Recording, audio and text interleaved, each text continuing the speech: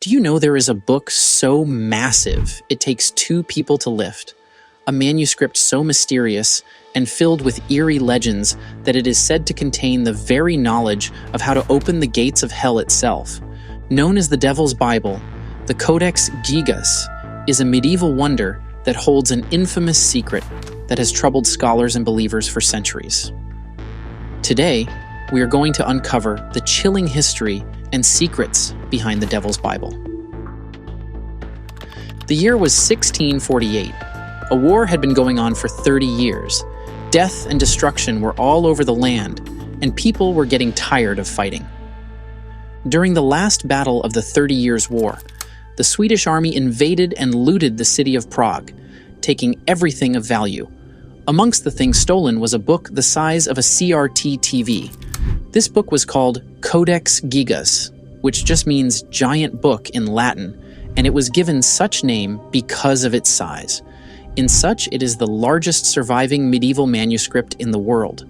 This thing is 36 inches long, 20 inches wide, and a little less than 9 inches thick, coming together to weigh 165 pounds. The manuscript contains over 305 sheets of vellum, and it is made from 160 donkey skins. That means the pages cover a total area of roughly 1,500 square feet. Romanesque monasteries often made very large illuminated Bibles, but the Codex Gigas's pages are so big that they stand out from the rest. But the size, despite record-breaking and impressive, isn't why this book was banned. This book was banned because of one image. This image. A whole page of 36 inches long is dedicated to the drawing of what looks like the devil, which is also why the book is widely known as the Devil's Bible. This image is enough reason to ban the Codex Gigas from being accepted into the Christian faith. While every Bible talks of Satan and his evil ways, no book has taken it upon itself to draw a picture of the devil, let alone dedicate a full large page to it. It's a just case for exclusion. The book is believed to have been written in the early 1300s in the Benedictine monastery of Podlages in Bohemia, which is now a part of the Czech Republic. One of the reasons this book is really large is because the manuscript has a lot of well-known books in it, all written in Latin, including the whole Vulgate Bible, from Genesis to Revelation. This book also includes Josephus's Antiquities of the Jews and De Bello Judaico, the Chronica Bomorum Chronicle of Cosmas of Prague, and two books by Constantine the African, medical books, a calendar, and I kid you not, a formula to practice magic. The Codex Gigas also includes medical and scientific information and the complete encyclopedia of Saint Isidore of Seville. For some of us who don't know, Saint Isidore of Seville wrote numerous books, including a dictionary, an encyclopedia, a history of Goths, and a history of the world, beginning with creation. He is the last scholar of the ancient world and the patron of the internet. This is the very man the idea of the internet is modeled from. And his whole book is in the Codex Gigas, which should tell you how extensive this book is. Basically, this was the internet of the 16th century. Any useful information you need could be found in the Codex Gigas. According to legend, the Codex is said to have been written by Hermann, a Benedictine monk who lived in the 1300s near the town of Trudum. This name is actually signed in the Codex Gigas as Hermanus Inclusus. The name of the monk is written as Hermanus, which means Hermann. And the Latin word inclusus can mean either punishment or voluntary isolation. According to the story, Hermann broke his vows to be a monk and was punished by being walled up alive. Basically, being cut off from seeing another human being for the rest of his life.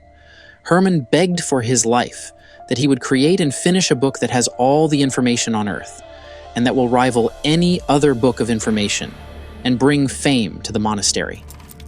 These conditions put forward by Hermann were pleasing to the monks, so they agreed to free him only when he finished a book of such magnitude. Plus, this would have taken so many years to complete, so either way, he would still be locked up, providing a win-win situation for the monks. But this is according to a legend or a story, which means there are many versions of this story.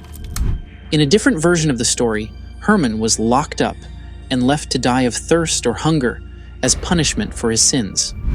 But after pleading with the abbot to create the book, he was given 1 year to finish the work. And if he did, he would not only be forgiven, but he would be set free. Back then, there was this old medieval belief that it was possible to atone for your sins by just copying holy texts, which is why he proposed copying texts as punishment. As the end of the year drew near, Herman realized that he couldn't do it. A castle filled with monks couldn't do it. How much more just one man? He was sorry for his sins, but he knew they wouldn't listen. Breaking a monastic vow was a serious offense back then. In such, many small details in the Codex Gigas point to a possible guilt lurking behind the author's mind. Among the pages of the manuscript is also a long list of sinful confessions. This text differs from the rest of the Codex Gigas. It was kind of clear that the monk was begging for forgiveness across 5 entire pages, describing his every sin in detail. Bible scholars and avid readers will know what I mean, especially from the book of Psalms, where one chapter can be about happiness and the next about sorrow or guilt. But despite his best, he was just one man given an almost impossible task. Time was running out for the monk. There was only one option left, and it went against his beliefs and faith. But not wanting to die when his time was up, he did the unthinkable. He made contact with the devil and agreed upon a deal with his soul in exchange for help and the superhuman ability to complete the codex. The devil agreed to this deal, but with a condition of his own. There has to be a page dedicated to an image of him in it. The monk agreed to the deal, and when his time was up, he submitted a complete book to a confused and shocked abbot. Due to the conditions of their deal, the monk was set free. Page 577 became the infamous page with the drawing, and that skyrocketed the book's name all over the world. The picture shows a horned monster with red horns, a green face, a forked tongue, and clawed arms outstretched. The doubling of tongues evokes negative associations with serpents, which have forked tongues, a metaphoric reference to dishonest human beings. At first, this sounds like a story cooked up to add a bit of intrigue and mystery to the book, but when you hear other mysteries surrounding it, you see that it's more than just a story. Even the Bible is a collection of books written by different authors, but how does one person write a book this large, with over 600 pages in it, all by themselves? We know this book was written by one person because the handwriting analysis showed that it was the same from beginning to end. The National Library of Sweden gave us some perspective on this huge project. According to them, if the monk worked for 6 hours a day and wrote 6 days a week, this means that the manuscript could have taken about 5 years to complete, which doesn't sound hard. But if the scribe was a monk performing other monk duties, that is saying he wasn't walled in, as the legend says, he might only have been able to work for about 3 hours a day, and this means that the manuscript could have taken 10 years to write. As the scribe may also have ruled the lines to guide the writing, which was a thing back then to prevent people from messing up the book with their personal opinions or controversies. If he followed the rule, it would probably have taken several hours to rule one leaf. This extends the period it took to complete the manuscript. The scribe also decorated the manuscript, so this all means that the manuscript probably took at least 20 to 30 years to finish, which just happens to correspond with the 30-Year War. So they are saying they agree the book was written by one person, but it took the person 20 to 30 years to write it, and not 1 year or 1 night, as told in the legends. Now, all this analysis makes sense, but this is where it all gets a bit wonky, and why I don't take this criticism seriously. Analysis of the handwriting in the Codex shows that the text is so similar that it's as if the person who wrote it never aged, got sick, or even just had a change in mood. It's almost as if they wrote the whole thing in a very short space of time. There is a reason why we update our records like every 10 years. We change, subconsciously or consciously. The way we do things, write, maybe eat, changes. Even our very DNA changes as we age. Don't get me wrong, these changes are not large and obvious, but it's there. So, when checking the Codex Gigas, those changes, no matter how little, were not found at all. It was as the vigor that the writer used to start the book was still very much present all the way to the end, which is just unexplainable. The book has huge capital letters that are printed in red ink and disproportionately enlarged to be about 5 to 6 lines tall. They are put in the margins, where they aren't as important as other textual breaks, like the beginning of verses, which are made bigger and stand out with yellowish ink that goes around the letter shapes. This mouthful of a design was all personal, just like how Stan Lee has Excelsior, and how Spock has the signature line of "Live long and prosper." This was the writer's personal way of writing and beautifying the book, and it was consistent throughout the entire 600-plus pages of the Codex Gigas. So, could the legend be true? Did he really make a deal that granted him such ability? It also doesn't help matters that 10 pages were stolen from the book. I don't mean destroyed or burnt by natural causes. I mean someone with bad intentions actually ripped out 10 pages of the book. Some people believe these pages had information about hell, like how to open a gate to hell, or how to effectively reach the devil, and it was stolen by a Satanist to keep such information out, basically creating members-only access to the stolen page. In fact, the next page that had words on it contained writings describing certain magical spells and demonic conjurations, which added more fuel to this theory. In some cases, when you trace the origins and the journey of the Codex Gigas, it starts to look like this book is cursed. The Benedictine Abbey in Bohemia is said to be the very first place the book was created, but the monastery later fell into money problems. This was once a place where the entire area of Bohemia was wealthy. So wealthy that it attracted merchants from afar. And now they were so poor. They were so broke that the monks had no choice but to sell the Codex Gigas, which was their most valuable asset. The book was bought by the Benedictine monastery in Břevnov at that time. It didn't take long, and the monastery with the book fell under some misfortune and was wrecked during the havoc of the Hussite Revolution.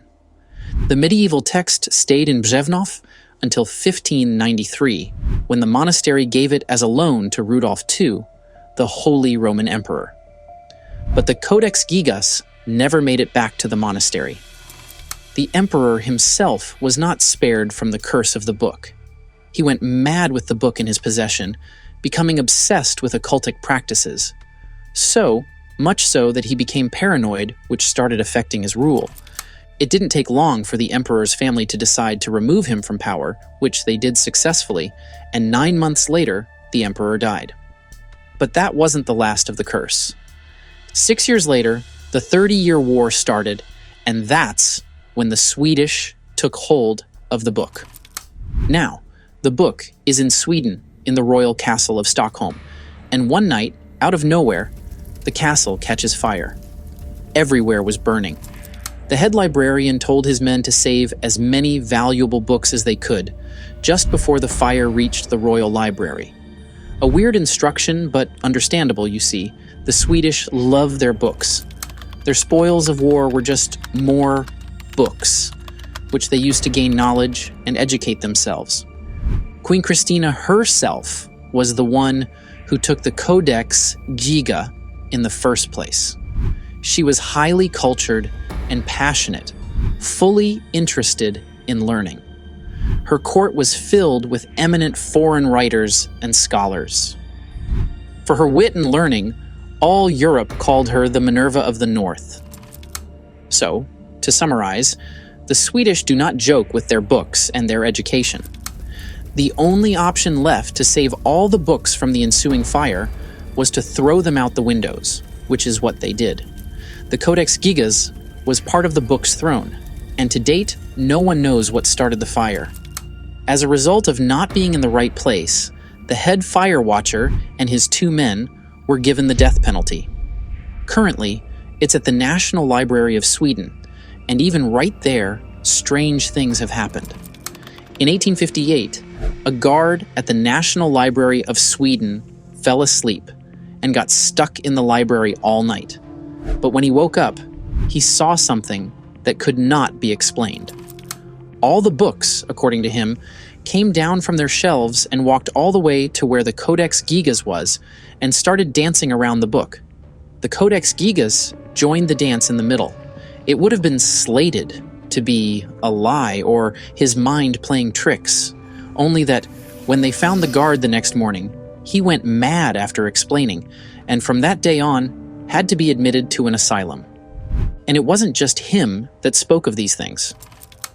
In 1870, August Strindberg, a librarian at the royal castle where the book was being held, claimed to hear strange voices coming from the Codex Gigas. When you look at the history of the Codex Gigas, from its inception to its very present, you can't help but wonder if it's true that it is cursed.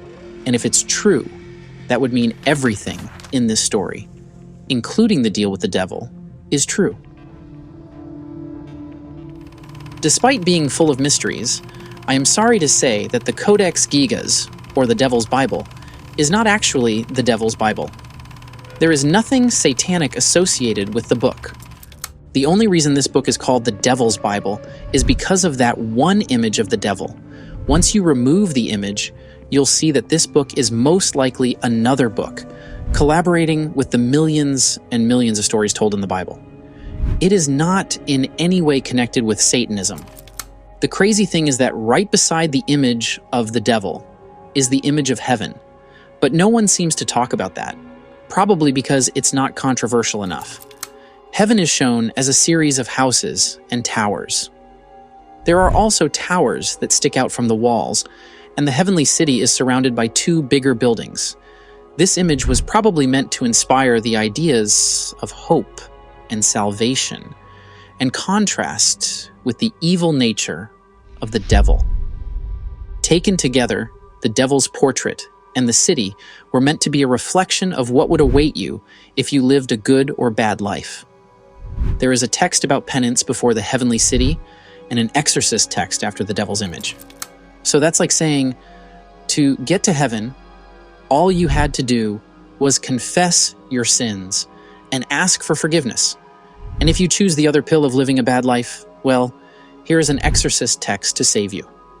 Hopefully, they are not too late.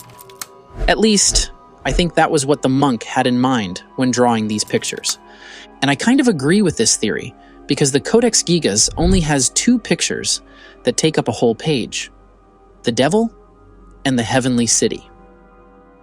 Unfortunately, the story the writer was hoping to pass across using these 2 contrasting images was lost and twisted to make it seem like it was the work of the devil. Plus, no one actually knows what the devil looks like. He comes in different shapes and sizes. In Genesis, it was in the form of a snake. And not to praise the devil, but according to the Bible, the devil was actually one of the most beautiful beings God created. So I think if there ever was a portrait of him, he might prefer to use one that rivals the Mona Lisa. As for the missing 10 pages that are attributed to Satanism, it's believed those pages are actually from the rule of Saint Benedict. The pages were known to be missing after the wildfire in 1697 that almost burned down the royal castle of Stockholm.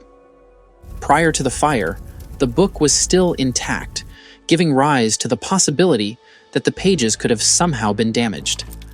Now, some people think that it's almost impossible for the entire rules of a monastery to fit into just 10 pages, and this was just a lie to cover up the true content of the missing pages, which, as I said before, is satanic.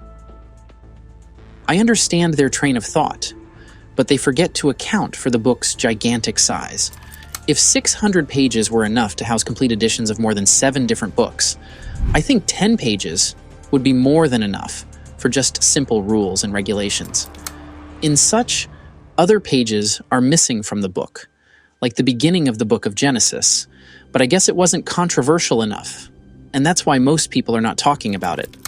Now, as for the book getting banned, it's not as simple as it sounds. It's not banned, it's just not regarded as a Bible per se. It's more like an encyclopedia of some sort, created to just copy important information. That's why there are simple things like the calendar, the history of the state it was written in, and even the alphabet in there. It's like one of those books you buy that have collections of different stories. That's exactly how the Codex Gigas is. So, by that standard, it is understandable why the Codex Gigas wasn't included as a canon for the Christian faith. And contrary to conspiracy theories, the Codex Gigas is not hidden for only a select few to access. You can walk into the National Library of Sweden and see the book for yourself, just like how you can easily subscribe to our channel for more intriguing videos like this. Lastly, there were no curses, just unfortunate events that happened at different times in history. Certainly, the Codex Gigas was not responsible for starting the 30-Year War, and when the monastery was ransacked during the Hussite Revolution, the book was not there. It was with the emperor. The fire that burned the royal library happened years after the death of the emperor, and even after the 30-Year War. I am sorry to burst your bubbles, but the Codex Gigas is just another masterpiece of historical documentation of the 13th century, devoted to God and Christianity, and nothing weird or satanic.